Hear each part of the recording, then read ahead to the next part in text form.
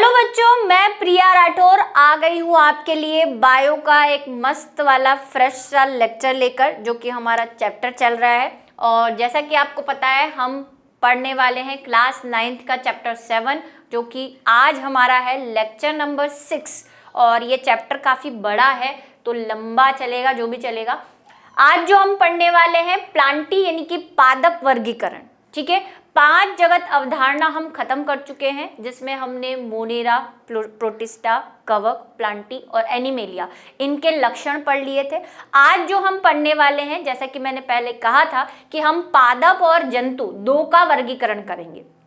तो आज जो हम शुरू करने वाले हैं वो किसका करने वाले हैं? प्लांटी यानी कि पादप का क्लासिफिकेशन करने वाले हैं, वर्गीकरण करने वाले हैं कि पादपों को और कितने समूहों में बांटा गया है।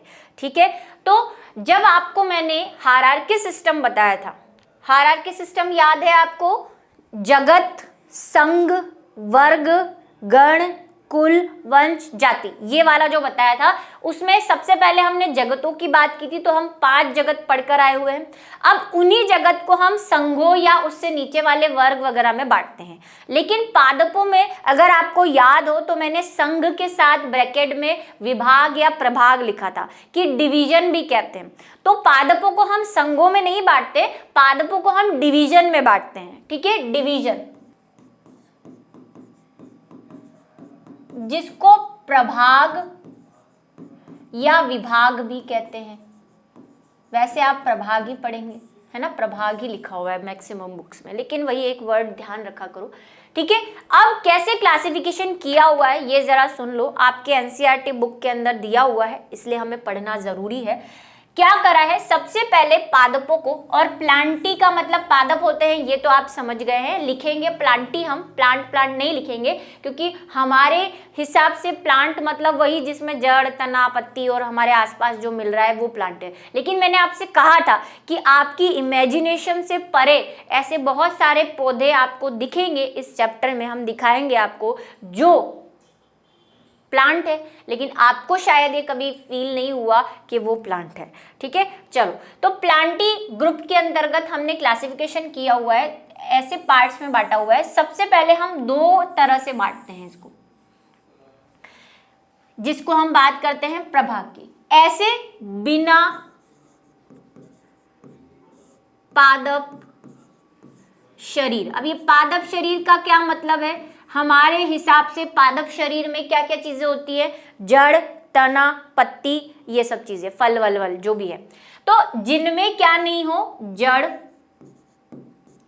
तना, पत्ती, या नहीं ही है।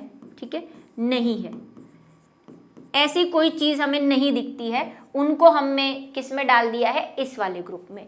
इसमें हम एक प्रभाग पढ़ेंगे, थैलोफाइटा, जो आज हम पढ़ने भी वाले हैं। इसी से शुरुआत करेंगे, थैलोफाइटा। इंग्लिश में भी इसको थैलोफाइटा ही कहते हैं। ये जितने भी ग्रुप आप पढ़ेंगे सबके नाम जो है इंग्लिश में यही रहेंगे, कोई चेंज नहीं है। जहां होगा मैं पढ़ा दूंगी। थैलोफाइटा के अंतर्गत हम एक ग्रुप पढ़ते हैं, शैवाल, एल्गी। इसको क्या कहते हैं इंग्लिश में? एल्गी। ठीक है, अब जो जड़, तना, पत्ती में विभेदित होते हैं, पादप शरीर सहित लिख दूं, वो बिना है ये सहित है, मतलब इनमें जड़, तना, पत्ती आपको अच्छे से दिखती है। अब इनको हम फिर 2 भागों में बांटते हैं।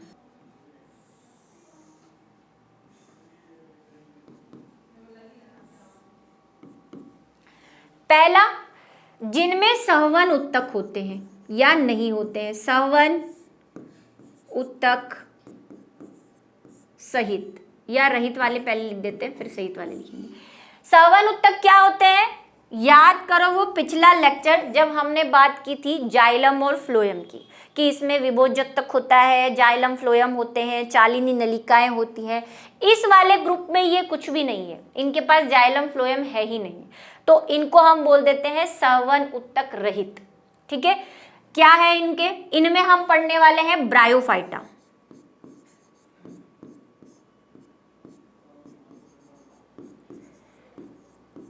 हालांकि देखो इनमें भी जड़ तना पत्ती जैसी संरचनाएं हैं, जड़ तना पत्ती एग्जैक्टली नहीं है, ठीक है।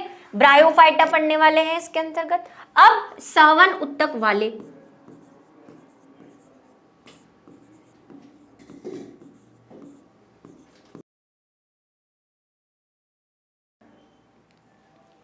सवन उत्तक सहित, इंग्लिश में सवन उत्तक को क्या बोलते हैं, वस्कुलर सिस्टम, ठीक है। तो वस्कुलर सिस्टम के बिना और वस्कुलर सिस्टम वाले, तो सवन उत्तक वालों को फिर दो भागों में बांट देते हैं। पढ़ना तो पड़ेगा बच्चों, क्योंकि एनसीईआरटी में दे रखा है।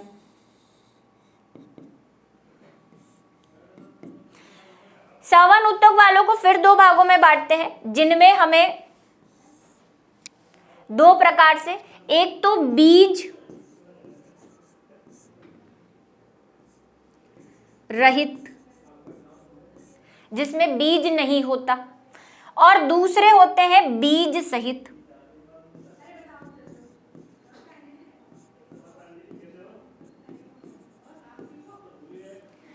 बीज रहित की जब हम बात करते हैं तो टेरिडोफाइटा आता है इसके अंतर्गत।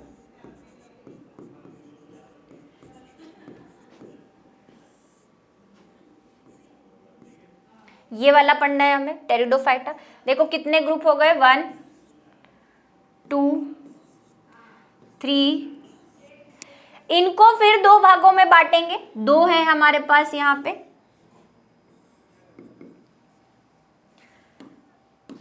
पहला है जिम्नोस्पर्म। किस आधार पे बांटते हैं इनको, बीज ढके हुए हैं और बीज ढके हुए नहीं है, यानी कि बीज कवर लिख दूं यहां पर, जिसके बीज जो होते हैं वो क्या होते हैं, ढके हुए होते हैं, मतलब कवरिंग के अंदर होते हैं। बीज कवच रहित और बीज कवर या बीज कवच सहित, इनमें आएंगे जिम्नोस्पर्म,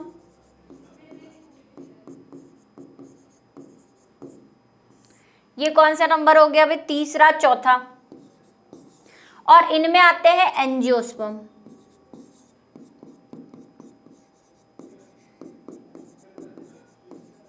अभी पढ़ेंगे इन सबको डिटेल में तो आपको समझ में आ जाएगा।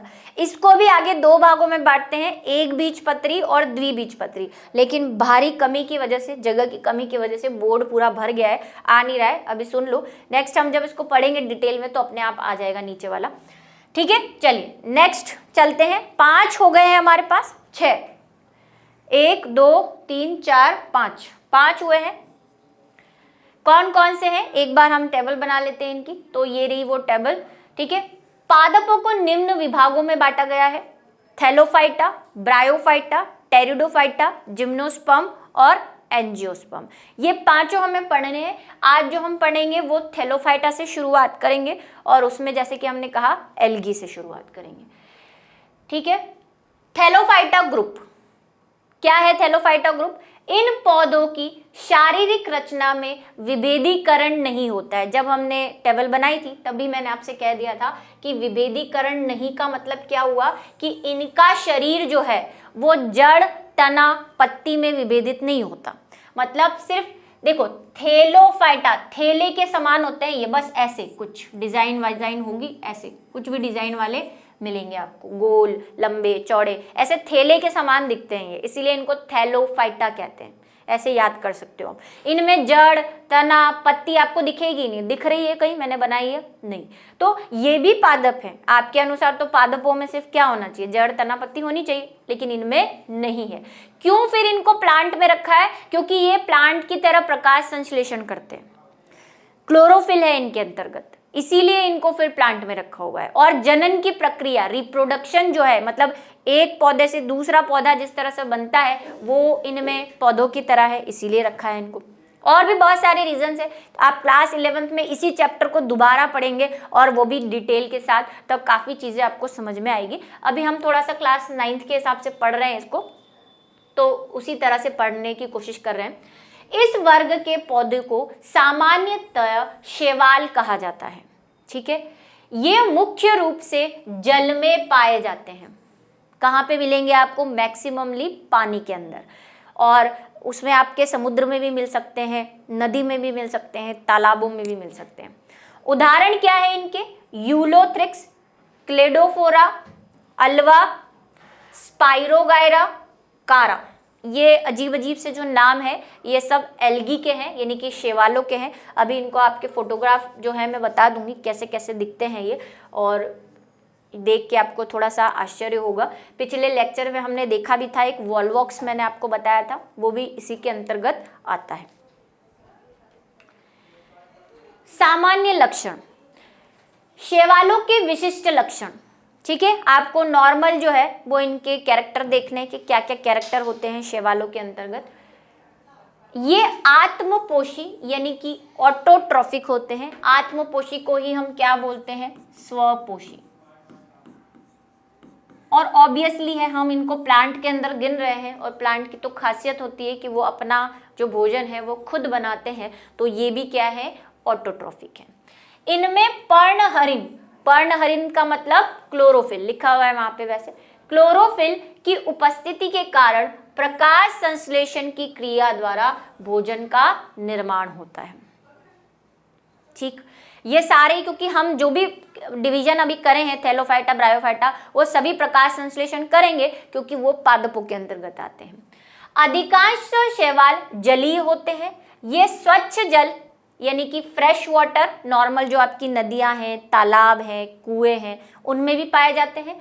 अलवणीय जल, अलवणीय जल किसको बोलते हैं? समुद्र का जो जल होता है, खारा पानी।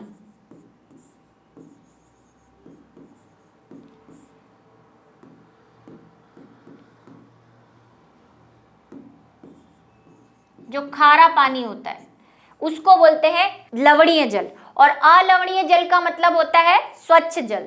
स्वच्छ मतलब जो नॉर्मल मीठा पानी जिसको आप कहते हैं, है ना। स्वच्छ जल मतलब वो ऐसा नहीं कि गंदा पानी और वो वाली बात कर रहा है, मीठा पानी जो पीने वाला पानी होता है वो, उसी को अलवणीय जल कहते हैं। और समुद्री या खारे जल को क्या कहते हैं? लवणीय, क्योंकि उसमें लवण मिले होते हैं। ठीक है, खारे जल को, अर्थात दोनों में पाए जाते हैं। मतलब जितनी भी पानी की जगह है सब में आपको ये क्या मिलेंगे। कुछ शैवाल कवकों के साथ सहजीवन व सहजीविता, ये हमने थोड़ा सा पहले वाले लेक्चर में पढ़ा था, सिम्बायोसिस दर्शाते हैं और लाइकेंस निर्मित करते हैं। ठीक है, क्या दर्शाते हैं ये?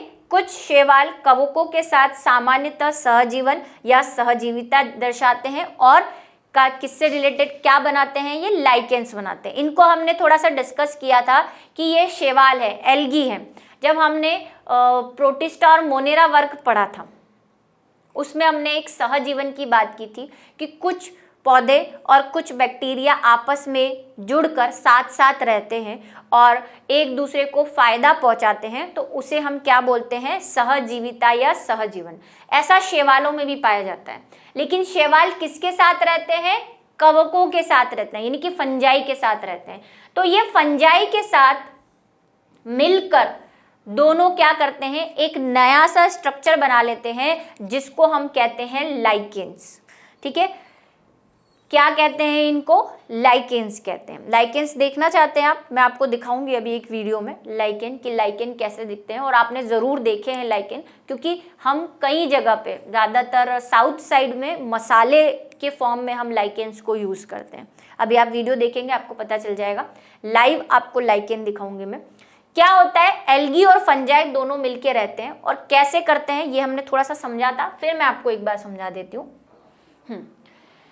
चलिए इस बोर्ड पे समझते हैं, प्लेन बोर्ड पे क्या होता है। कवक जब हमने पढ़ा था तो आपको बताया था कि कवक जो है वो ऐसी जाली के समान रहती है, जाल के समान फैली रहती है। हालांकि मशरूम जमीन से ऊपर दिखता है, लेकिन कवक जो है वो जाल के समान फैली होती है। और कवक में क्लोरोफिल नहीं होता, मतलब पर्णहरित नहीं होता है, तो वो प्रकाश संश्लेषण से अपना खाना नहीं बना सकती है।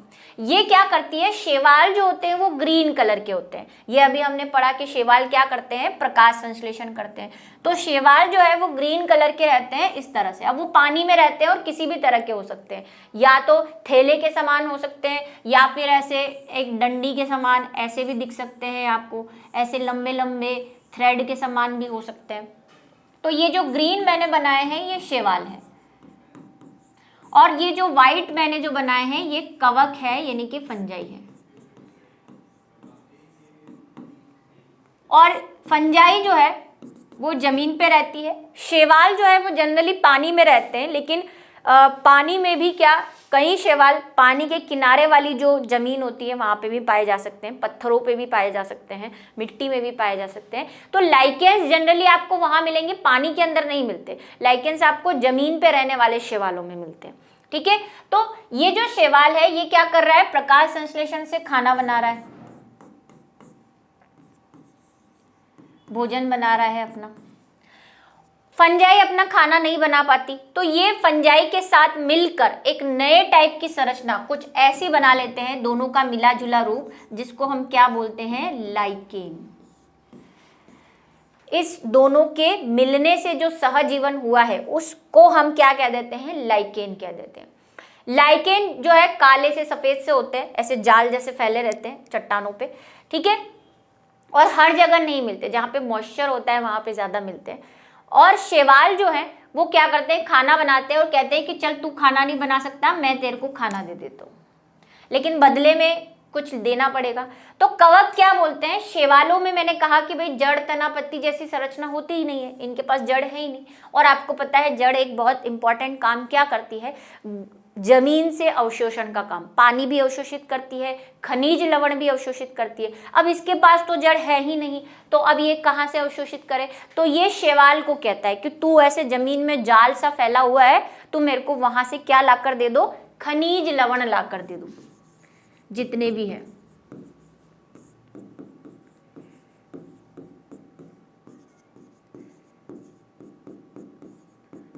तो ये कहता है ठीक है तू मेरे से खनिज लवण ले ले भाई, ये इसको ट्रांसफर कर देता है, यहाँ से पहुंचा देता है, उधर से वो जो भी खाना बना रहा है वो इसको पहुंचा देता है। तो ये दोनों मिलके किस तरह रहते हैं, साथ साथ रहते हैं, दोस्ती, पक्की दोस्ती बना के रहते हैं, सहजीवन में साथ साथ जीवन व्यतीत करते हैं। इसी को हम क्या बोल रहे हैं, सिम्बायोसिस, सहजीवन या सहजीविता। और अगर इन दोनों में से कोई भी एक अलग हो जाता है तो दोनों ही मर जाते हैं, क्योंकि उसको नीचे से खनिज नहीं मिल रहा, उसको नीचे से खाना नहीं मिल रहा, तो ये दोनों ही डेड हो जाते हैं। इतनी स्ट्रांग इनकी क्या होती है, दोस्ती होती है। ठीक है, समझ में आया लाइकेन क्या होते हैं। अब जल्दी से आप वो वीडियो देख लीजिए कि लाइकेन कैसा दिखता है, आपने देखा भी होगा, तो जल्दी से देख के आ जाइए। तब तक तो ये देखिए, यहाँ पे आप देख रहे हैं, यहाँ पे तो घास उगी हुई है, और यहाँ पे ये जो है ये लाइकेन है, और ये सिर्फ चट्टानों पे उगता है। और देखिए धीरे धीरे यहाँ पे मिट्टी बनना शुरू हो गई है, क्योंकि घास उगना शुरू हो गई है।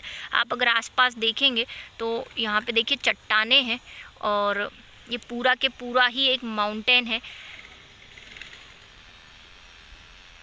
इस तरह से। और इसी चट्टान पे जो है ये लाइकेन मिला है, काफ़ी है यहाँ पे, एक दो, ज़्यादा नहीं है।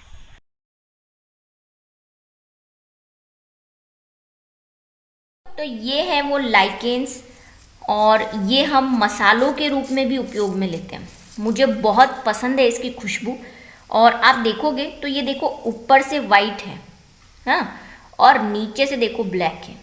ये उगते हैं चट्टानों पर, पहाड़ जो रॉक होती है, चट्टानें जहाँ पे नॉर्मल प्लांट्स नहीं उगते हैं वहाँ पे उगते हैं। और इसीलिए इन्हें पायोनियर भी कहते हैं, क्योंकि इन्हीं से शुरुआत होती है मिट्टी बनने की और दूसरे सजीवों के उगने की। आप सोचोगे मैं चिमटे से उठा रही हूँ, ऐसा कोई डेंजरस नहीं है, मसाले हैं। ये देखिए, ये बिल्कुल ब्लैक है अंदर से, मस्त ब्लैक एकदम, और इसकी खुशबू बहुत शानदार होती है। मसालों में डाला जाता है ये, और गरम मसालों में नॉर्मली। अब इसकी स्पीशीज़ अगर आप जानना चाहते हैं तो इसका नाम प्रोमोट्रिमा है, ठीक है, परमोट्रिमा भी कहा जाता है इसको। तो परमोट्रिमा स्पीशीज़ इसका नाम है, और ये जो है वही चट्टानों पे मिलते हैं और बहुत सुंदर है। और आप ये समझ रहे हो कि सारे लाइकेंस मसालों के रूप में काम में आते हैं, तो ये भी सच नहीं है।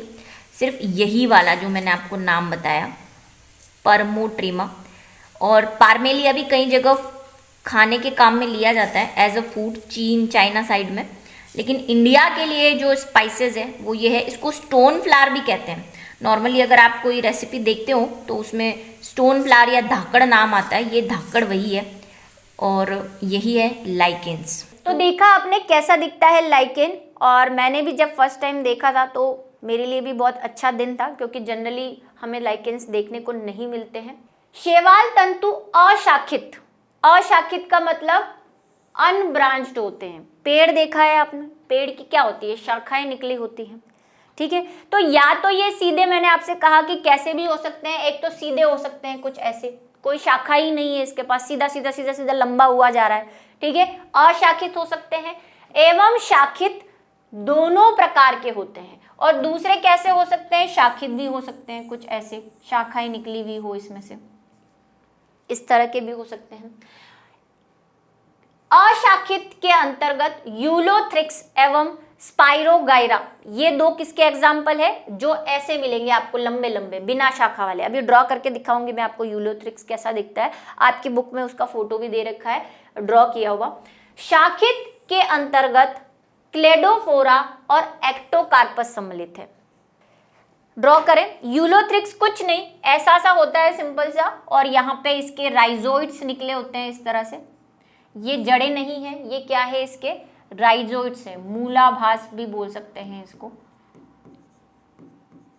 मूलाभास भी नहीं बोल सकते आप, इसको सीधा आधार बोलेंगे। ये आधार है इनका जिससे ये जुड़े हुए हैं, जड़ें नहीं है, ठीक है। और इसमें ऐसी कोशिकाएं होती है ऐसे, और अंदर की तरफ इनमें पर्णहरित रहता है, क्लोरोफिल। इनका पर्णहरित बड़ा स्पेशल रहता है, रिंग के शेप का होता है, ऐसा ऐसे सामने से ऐसा दिखता है, ठीक है, रिंग के ऐसे कुछ, ये ड्रॉ ऐसा होता है इनका पर्णहरित, रिंग के शेप का होता है।